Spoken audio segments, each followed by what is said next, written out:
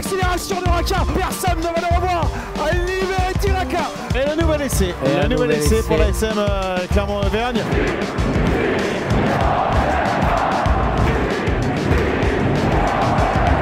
Salut et bienvenue dans l'épisode 21 de la saison 2 du podcast Ici Montferrand, le podcast qui s'intéresse à l'actualité de l'ASM Clermont, avec aujourd'hui Valérie Lefort, Arnaud Clerc et Fred Vernat. Messieurs, bonjour. Bonjour. Salut Martial. Alors messieurs, je vous propose aujourd'hui de répondre à une question un poil provoque, je l'avoue. L'ASM doit-elle tout miser sur la Coupe d'Europe?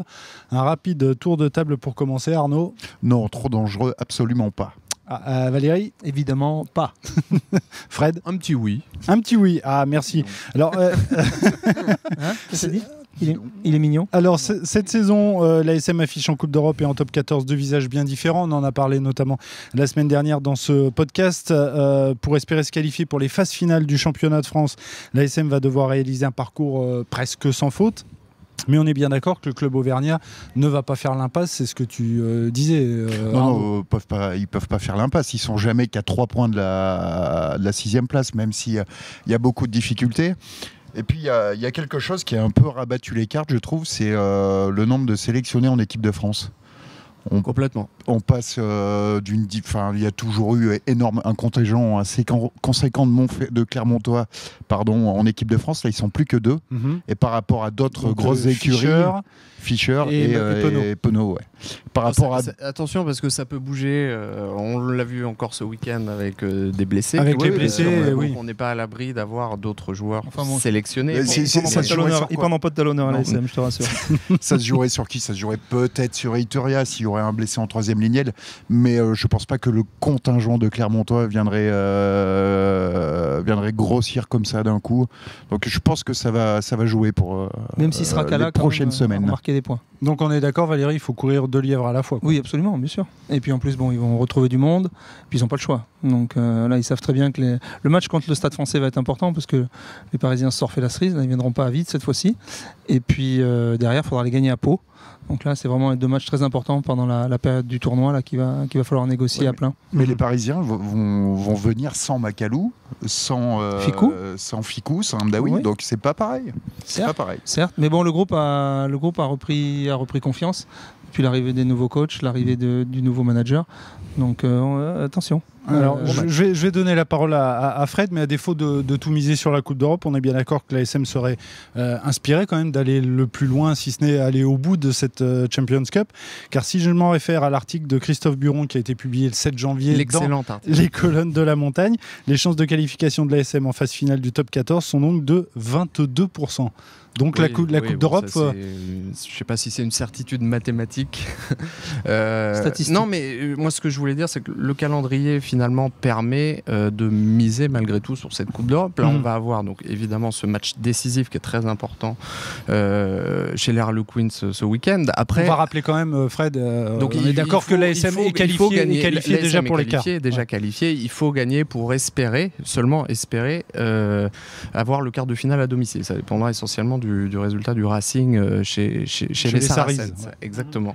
Après ce match-là, on ne voit plus la Coupe d'Europe pendant pratiquement 3 mois.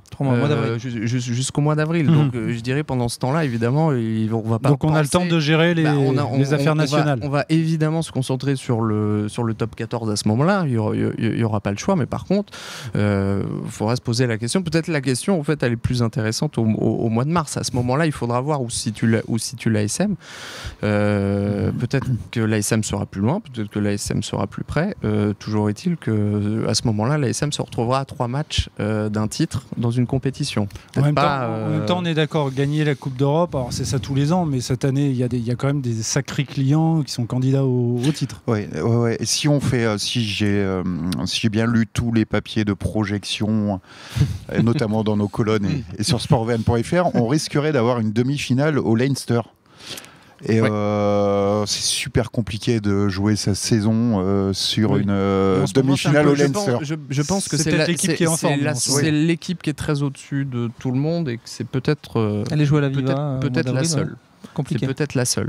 C'est une saison particulière, hein, on l'avait déjà noté, mais avec cette Coupe du Monde, les équipes irlandaises, les équipes anglaises sont peut-être pas armées pour pouvoir lutter jusqu'au bout. Peut-être qu'il y aura des blessures, peut-être qu'il y aura des méformes un peu particulières. Moi, je pense qu'on va avoir des surprises sur cette Coupe d'Europe. Donc Valérie, pourquoi pas imaginer des... ton sentiment Non, la question se pose même pas. On est à la mi-championnat, il faut jouer le championnat à fond, essayer de remonter et se positionner dans les 6. Alors effectivement, on dit qu'ils sont à 3 points, mais bon, il faudra aussi aller à La Rochelle, aller à Montpellier. Bon, je dis pas que c'est pas facile, mais c'est pas insurmontable non plus. À Lyon. Au-delà de ça, on se pose la question de l'attitude des Clermontois. Parce que la preuve, quand on était au Michelin, on était à peu près tous au Michelin samedi. Avec des joueurs qu'on n'a pas reconnus. L'équipe est différente, quoi. On a l'impression que quand ils ont envie... La question du débat, justement, on se demande si la meilleure réponse n'a pas été apportée par les joueurs. On les sent quand même, depuis le début de saison, beaucoup plus concernés par la Coupe d'Europe que par le championnat. Non, mais tu peux pas, intellectuellement, tu peux pas dire on va essayer de gagner la Coupe d'Europe et mettre le championnat de côté, c'est juste pas possible. Sinon l'année prochaine tu vas retourner à Tashkent ou je sais pas où, à Timișoara. Alors je vous donne juste une petite stat, hein, on l'a déjà dit, c'est vrai que l'ASM n'affiche pas le même visage en Coupe d'Europe et en top 14. Alors en Coupe d'Europe, l'ASM a décroché 20 points dont 4 de bonus en 5 rencontres, alors qu'en championnat, l'ASM a obtenu 28 points en 13 rencontres. Donc c'est quand même des chiffres qui sont... Et zéro bonus, tout à fait, oui. C'est ce que disaient Frédéric et Valérie. Il y a peut-être un engouement supplémentaire de la part des joueurs pour cette Coupe d'Europe. Et pas que.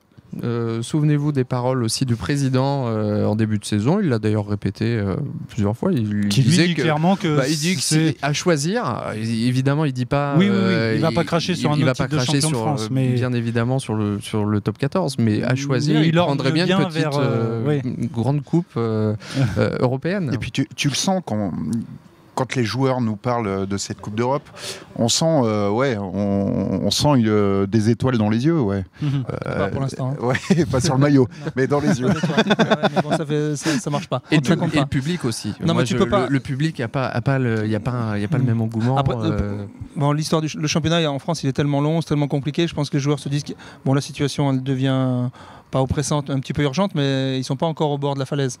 Donc, alors que la Coupe d'Europe, on sait très bien que le format rétréci de la compétition t'oblige à pas rater de match. Si tu veux sortir qualifié, a fortiori si tu veux jouer un quart à domicile. Donc là, ils sont dans les clous, ils sont bien. Il y a le supplément d'âme, ils sont présents, ils le jouent. On l'a vu, on n'a pas reconnu certains joueurs samedi, par rapport au match où j'étais au Racing ou l'autre à Toulon avant. Enfin bon, c'est caricatural même. Hein. Donc tu veux dire que quand il y a obligation de résultat, ils sont là, quoi. Voilà. Alors je pense que le championnat là va devenir, après ce match de Coupe d'Europe, si ça se passe bien là, va devenir une priorité. Et ce qui est logique, puisqu'il n'y a que ça sur 3 mois. Comme le disait Fred tout à l'heure, avec la nécessité de remonter dans les 6 et de se repositionner.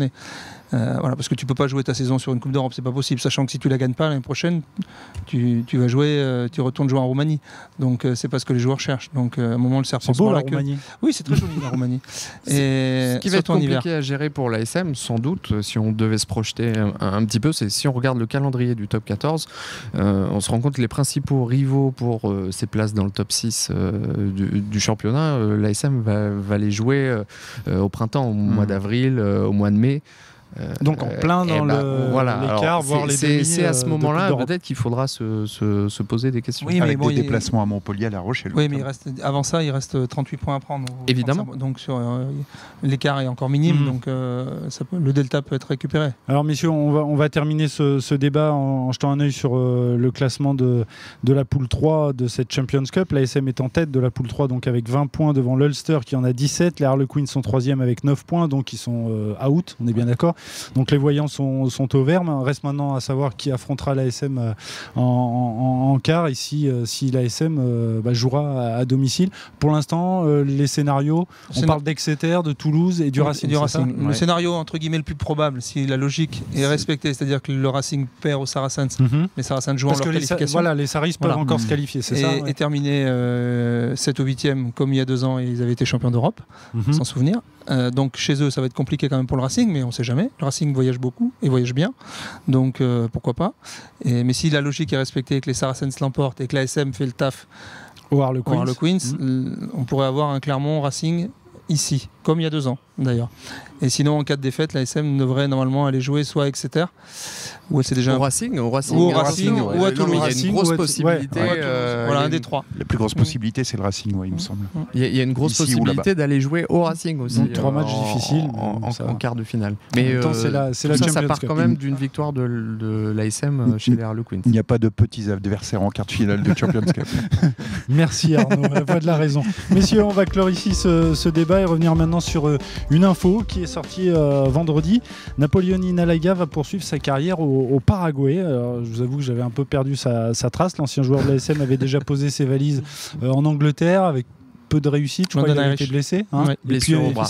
Et puis en Russie aussi. Mais oui, c'est enfui à cause du froid et de la neige. Donc cette fois, c'est en Amérique du Sud qu'il ira jouer. Ça vous inspire quoi rapidement, cette trajectoire un petit peu joli carnet de voyage. Ouais, non, mais il a un bon agent qui prend sa com à chaque fois et puis voilà. Je trouve ça un peu dur. Au Paraguay. Voilà, il va prendre de l'argent à des endroits où on lui en offre. C'est quand même un CV assez considérable du rugby international, on peut le dire. Quand même. Oui, mais ça reste un nom important. Il se lance dans un club où il y a une ligue qui va vivre sa première édition. Alors c'est une ligue qui n'est pas nationale, si j'ai bien compris. C'est une ligue sud-américaine avec un club en gros de tous les pays sud-américains. Ok, pas d'avis Arnaud? Bon, s'il se fait plaisir en allant jouer au Paraguay. On surveillera des économies de chauffage par rapport à la Russie. On aimerait surtout le voir sur un terrain parce que en Russie ils l'ont très peu vu. Là, il a quasiment fait que des apparitions à 7. En Angleterre c'était la même chose, essentiellement à cause des blessures. On aimerait déjà le retrouver sur des terrains. Il est un peu sur la fin, il faut dire les choses clairement. Bien messieurs, vous écoutez ici Montferrand, le podcast qui s'intéresse à l'actualité de l'ASM Clermont. Dans quelques minutes, le quiz. Attention, je préparais un petit quiz aux petits oignons. Mais tout de suite, c'est l'heure des tops et des flops.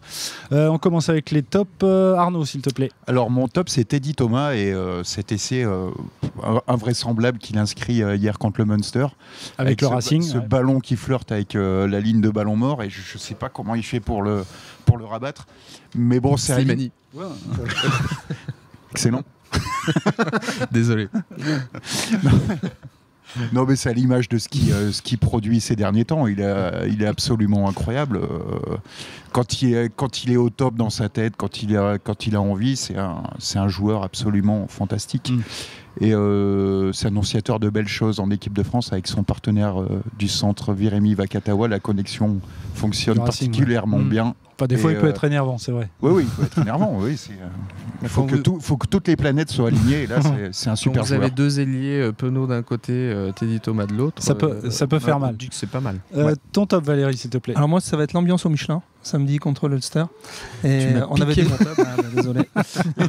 C'est le privilège de l'âge. C'est pas génial. Et donc voilà, non, c'était vraiment une superbe ambiance. Et bon, on la connaissait, on l'avait déjà vue, mais je retranscris ce que j'ai entendu de la part de nos confrères irlandais, qui étaient un peu abasourdis, de voir cette ambiance-là. Mais là aussi, il y a un effet Coupe d'Europe. Ça, c'est vrai. Voilà, en train de filmer. On était à côté d'eux, ils étaient. On a tendance à banaliser des fois. C'est vrai, on se rend pas compte de la chance qu'on a d'avoir un public comme ça, et surtout qu'il était vraiment à l'unisson. Et pour en avoir parlé avec un ou 2 joueurs irlandais après le match, les mecs étaient vraiment étonné. Il dit quand tu es en bas, le bruit qu'il y a, ce que tu vois, ce que tu entends, la façon dont ça résonne, c'est vraiment impressionnant. Ça donne envie de. Donc il y a un peu une incidence. Lancer un pavé, mais meilleure ambiance au Michelin de ces 3 dernières années. Oui, depuis le match contre Toulon, il y a 3 ans, en 2017, je pense. Et Fred, on aura compris que ton top, c'était aussi l'ambiance au Michelin. Alors, je mets un demi-top. Du coup, tu parlais de l'essai de Teddy Thomas. Moi, je vais mettre un demi-top pour cette passe fabuleuse en Chistera de Teddy Iribaren. On voit souvent les demi de mêlée, quasiment tous les demi de mêlée font ça à l'échauffement sur les matchs de top 14. On les voit essayer des Chistera plus ou moins improbables. Là, il l'a osé en match et en plus, c'est un geste décisif. Bravo à lui. Allez, on passe au flop, Arnaud. Alors mon flop, ça sera Julian Savea qui, selon nos confrères de RMC Sport, devrait être libéré de son contrat à Toulon. C'est sa femme qui va être contente. Non, mais c'est... depuis qu'il est à Toulon, on n'a pas vu le vrai. Oui, ça marche pas. Ça marche pas, ça fonctionne pas. Toutes ces prestations n'ont pas été dignes de l'aura qu'a ce joueur et de ce l'avait vu faire avec les All Blacks. Et donc là, c'est son cousin qui a signé. Ouais, comme avait dit Morad Boudjelal en février dernier. Non.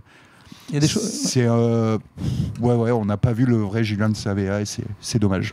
Parce que le talent fait pas tout, il y a des choses qu'on ne maîtrise pas sur l'adaptation. Il y a eu Aaron Cruden qui était formidable quand il jouait en Nouvelle-Zélande avec les All Blacks, et à Montpellier ça n'a pas matché. Il y a eu d'autres joueurs, il y en a eu ici aussi. Oui, il y a plein d'exemples dans tous les sports. Savea était déjà très déclinant avant même de signer à Toulon. Oui, mais il n'est pas arrivé, c'est pas un vieux. Voilà. Donc, il a que 29 ans. Après, voilà, il y a des problèmes d'adaptation. Et d'ailleurs, il n'y a qu'à voir le demi de mêlée de gallois de Toulon qui veut rentrer chez lui parce que voilà, il se plaît pas à Toulon. Bon, c'est pas le pire endroit sur terre non plus pour vivre quand on est bien payé pour jouer au rugby. Et voilà, et il s'y fait pas, il s'y plaît pas. Ryan Pinard était à Montpellier. Pour lui, c'était un drame. Et voilà, il voulait qu'une chose, c'était retourner sous la pluie à Belfast. Bon, voilà, quand vous adaptez pas la langue, le pays, les habitudes. Voilà. La liste est longue. Voilà. Ton flop, Valérie, s'il te plaît. Alors mon flop, ce sera l'annonce de la liste de l'équipe de France mercredi, où il n'y avait que 2 Clermontois. Je pense que ça traduit, alors même si ça peut aider l'ASM effectivement pendant cette période difficile, ça traduit quand même quelque part une certaine forme, je ne veux pas dire de déclin, c'est pas le mot, ça serait trop fort, mais un peu quand même le club descend d'un ou 2 étages. Là. Oui, tu veux dire qu'il y a une signification. Oui, voilà, c'est pas anodin. Ça traduit quelque chose, et notamment avec des joueurs qui sont trentenaires et voilà, sur lesquels on ne compte plus non plus pour l'avenir. Donc voilà, ça traduit quand même quelque chose, et parce que c'est pas anodin, on se retrouve avec 2 joueurs. On pensait même souvent qu'il n'y en aurait qu'un, que Penaud allait y aller, et que Fischer allait peut-être faire l'aller-retour. Et, son match de samedi, je pense, a peut-être changé la donne. Oui. Et il pourrait être peut-être la très belle surprise. Mais voilà, 2 joueurs, c'est peu. On ne peut pas s'empêcher de penser que c'est peut-être la conséquence aussi des dernières saisons, que l'ASM est orienté d'une certaine manière par moment, par petites touches, leur recrutement vers l'international pour compenser justement ces gros contingents qui étaient appelés systématiquement sur les rassemblements. Et voilà, du coup, on se retrouve avec 2 internationaux uniquement. Voilà. Ton flop, Fred, s'il te plaît. Mon flop, c'est l'Ulster. Alors, surtout pas la prestation de cette équipe dans l'ensemble, que je trouve admirable dans le jeu de position en défense. C'est leur suffisance, tu veux dire ? Bah oui, c'est leur suffisance. Morgan Parr en a parlé après le match. Ouais. Honnêtement, ça faisait longtemps que j'avais pas vu une équipe comme ça, pour le dire un peu trivialement, insulter le jeu. Donc 3 pénalités quasiment dans l'axe, et aller partir en touche pour marquer un essai. Surtout que je ne comprends pas bien l'intérêt que pouvait présenter la quête d'un bonus offensif à Clermont. Une simple victoire les arrangeait.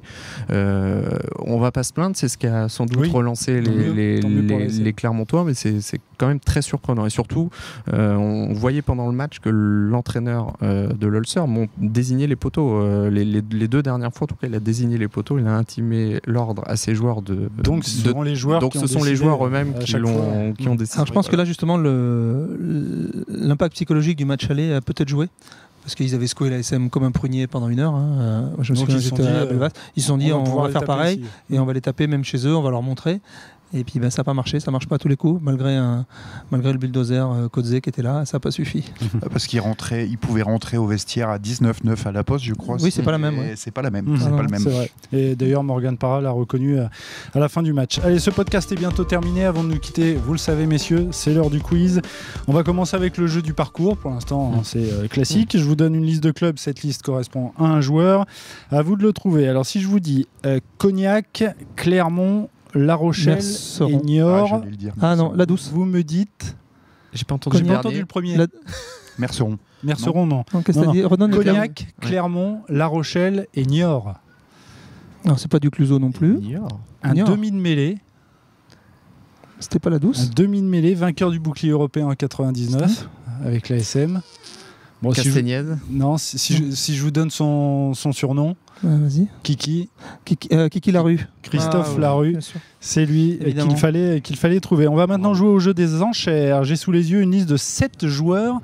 Je dis bien 7, il y en a peut-être plus. 7 joueurs qui ont porté les couleurs de l'ASM. Ils ont une particularité, leur prénom et leur nom de famille commencent par la même lettre. Exemple, David Douillet ou Zinedine Zidane. On est d'accord ? Alors, ils ont joué à l'ASM tous. Vous me donnez aucun nom pour l'instant. Pas joué à l'ASM. Je vous demande... Non, je suis pas au courant. Je vous demande de réfléchir et de me dire à chacun votre tour combien vous pouvez me donner de noms de joueurs dont le prénom et le nom de famille commencent par la même lettre et qui ont donc porté les couleurs de l'ASM. Moi, j'en ai 7. Allez, on va commencer avec toi. Arnaud, tu peux m'en citer combien à ton avis? On peut commencer avec un déjà. Si tu cherches.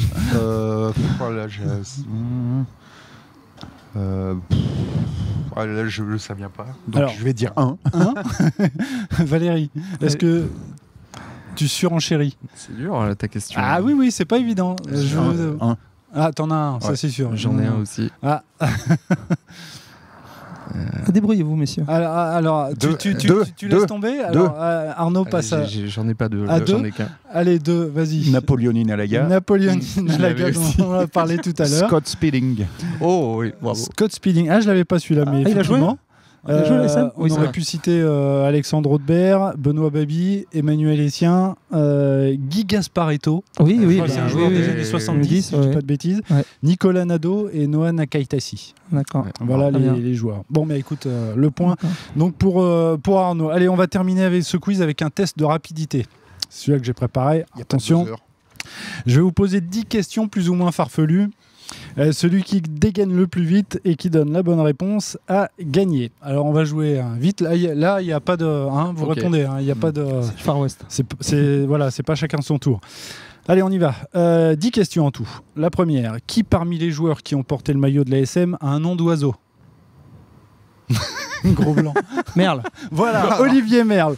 Bonne réponse. Qui parmi les joueurs qui ont porté le maillot de l'ASM a presque le nom d'un vieux chanteur français dont les tubes Chez Lorette et Pour un flirt ont enchanté votre jeunesse? Chez Lorette. Bah oui, Arnaud là. on était bien chez Lorette. Delpech. Bonne réponse Dis le sanglier. pour Arnaud. Qui parmi les joueurs qui ont porté le maillot de l'ASM a le même nom qu'une marque de pain de mie? Jacquet. Ouais, Valérie était devant d'un Sinon, poil je te mets un pain. de cheveux. Qui parmi les joueurs de l'ASM a le même nom qu'un président de la République dont le mandat a été marqué par l'affaire Dreyfus? Président de la 3e République. Ah là, il faut être bon en histoire là. Ouais, qui c'est qui était président à ce moment-là? C'est pas Albert Lebrun. À l'époque de l'affaire Dreyfus, donc fin du 19e. J'étais Ça pas né. va, mais... Valérie, t'étais là Félix. toi, à cette époque, non? C'est Félix, son Félix prénom. Faure. Ah oui. Donc, Oui. Lionel Faure. Lionel Faure, voilà, on l'a. Qui parmi les joueurs de l'ASM, qui parmi les joueurs qui ont porté le maillot de l'ASM a le même nom qu'un mois d'été? Juillet. Christophe Juillet, excellente réponse d'Arnaud. Qui parmi les joueurs de l'ASM a le même nom qu'un empereur allemand? Kaiser. Benjamin Kaiser. Qui parmi les joueurs de l'ASM a presque le même nom qu'un maréchal de France qui a commandé la 9e armée lors de la bataille de la Marne? Alors. Encore de l'histoire. Maréchal, Première Guerre mondiale. Oui. Par contre, j'ai pas Floch. son prénom. Floch. Voilà, Ah, Floch, bien joué. Anthony Floch, donc le même nom que le maréchal Floch. Marshall Floch. Ouais. T'as des occupations saines, toi, en début de Oui, semaine. tout à fait, je me suis bien amusé. Ouais, je vois Qui ça. parmi les joueurs de l'ASM a le même nom qu'une grande championne cycliste française? Longo. Voilà, Gonzalo Longo. Ah, Fred revient bien là dans le game. Qui parmi les joueurs de l'ASM a le même nom qu'une star de Kung Fu? Fritzli. Fritz, tout à fait. Joli. Bon, Fred avait le prénom Ouais. en plus. Et la dernière, qui parmi les joueurs de l'ASM a le même nom qu'un héros de la Bible, doté d'une force incroyable qui sera trahi par Dalila? Dalila. Sanson, Christophe Sanson. Christophe Sanson, bravo. voilà. Alors on va dire que ouais, c'est un petit peu kiff-kiff, non? Arnaud, t'en as peut-être donné un peu Dalila, plus. J'étais sur Bambino, moi. Comment tu dis, toi? 3-5-2, donc c'est Valérie. Julien Velay nous indique que c'est donc Valérie qui l'a emporté sur ce jeu. Messieurs, On est sûr de ça? On est sûr ouais, des calculs quand même? on vérifiera au replay. On fera le replay. Ici, Montferrand est terminé. En tout cas, vous bien joué, pouvez Valérie. télécharger cet épisode sur les différentes plateformes. Vous pouvez aussi nous suivre sur notre chaîne YouTube et sur les réseaux sociaux. Merci beaucoup, messieurs, et à lundi prochain. Merci. Salut, ciao.